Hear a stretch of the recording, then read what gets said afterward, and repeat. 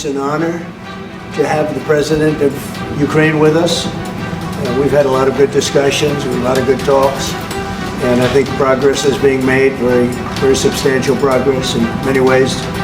We had a good meeting, as you know, just a short while ago with the president of Russia, and I think there's a possibility that something could come out of it, and today's meeting is very important. We have, I guess, the seven very powerful leaders from Europe, and we're going to be... Good evening. Tonight, all eyes are on Washington, where President Donald Trump and Ukrainian President Volodymyr Zelenskyy have held their second Oval Office meeting, a moment many are calling pivotal for the war in Ukraine and for America's role in shaping its outcome.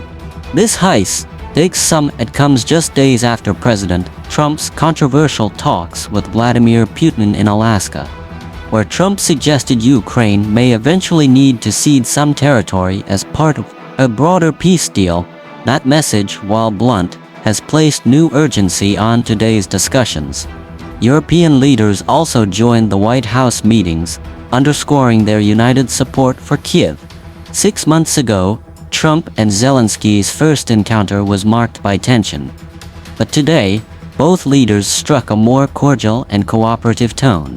Inside the Oval Office, President Trump described progress as substantial, even hinting at the possibility of a future trilateral summit with Putin.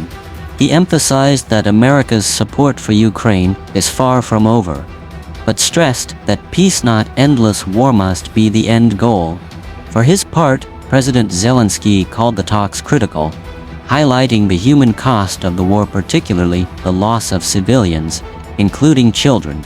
He urged swift action on security guarantees and hinted that Ukraine may consider international peacekeepers on its territory. Still, major questions remain unanswered.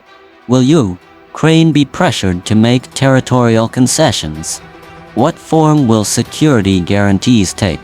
And how soon could a trilateral meeting with Russia actually happen? For now, both leaders say today's talks represent a step forward. But with thousands of lives at stake in Europe watching closely, the road ahead promises to be just as difficult and decisive. Summary of Special Report.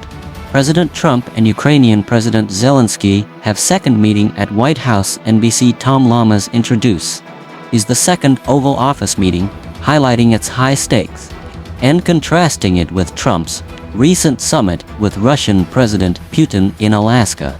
Reports note Trump suggested Ukraine might need to cede territory and pushed for peace directly, possibly bypassing a ceasefire. European leaders convene at the White House in support of Zelenskyy. The broadcast recalls their tense 6-month prior Oval Office encounter, emphasizing how that incident shaped Ukraine-US relations and the stakes for today's evolving dynamic. Reporters frame the crux: will Ukraine make territorial concessions? The segment underscores Trump's prior insistence on departing Alaska with a ceasefire, and now appearing to favor a broader peace deal first. Commentary dives into the military and economic value of Ukraine's Donbas region. Analysts warn about contentious issues like land swaps, peacekeeping deployments, and what a peace deal might or might not include. Inside the Oval Office, both presidents speak.